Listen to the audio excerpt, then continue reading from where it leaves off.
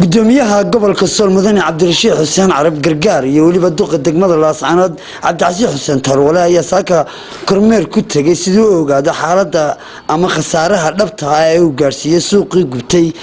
magaalada Laascaanood ku gubtay maalintii shalayto waxaana halkaas uu kula kulmay mid kamid ah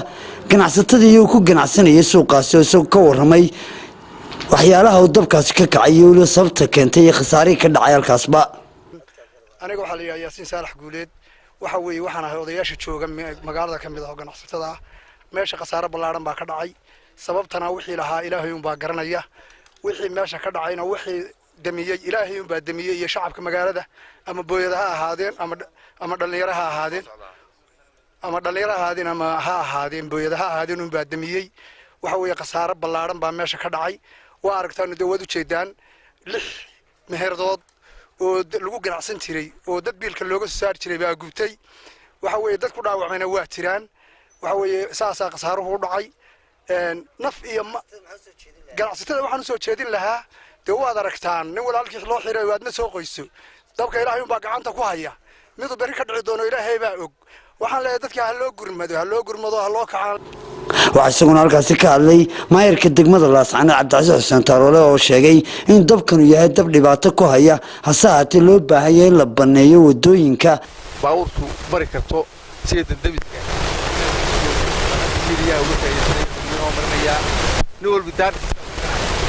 iyagu ka soo saaro wadadii ku xanibay inaanay dib u dhici doonin hadii la haydmo wiilka soo socdana waa la bilaabay hadii la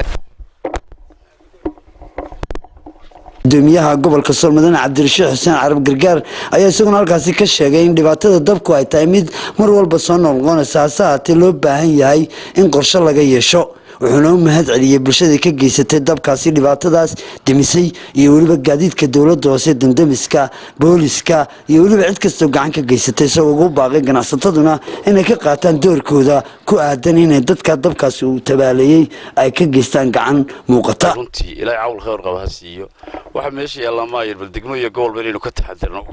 sheegay dibna loo eego dadku waxaan qolada booliska waxaan furaynaa inay baaraan dabkan waxa kooskarey meeshu ka bilowday in la helo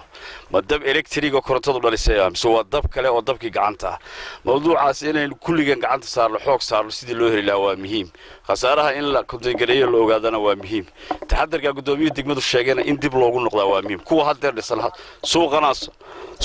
suuqana soo maray hadda kale ee weyn waa wada sadaqada iyo bahalka meel laga galana male meel laga baxana male dadku markay hantida inta la gelinayaan dhulkaas oo kale inay ka fakaraan aad bay muhiim u tahay dawladuna inay ku wacyi gelisaa waa muhiim in go'aamo laga soo saaro dhulka noocan la dhisayana waa muhiim qoladana waa ugu ducaynaa waan uga taxsiyeynaa wixii la qaban karana diyaar baa loo yahay in la koobo khasaara cidna loo soo diro la ogaado hadii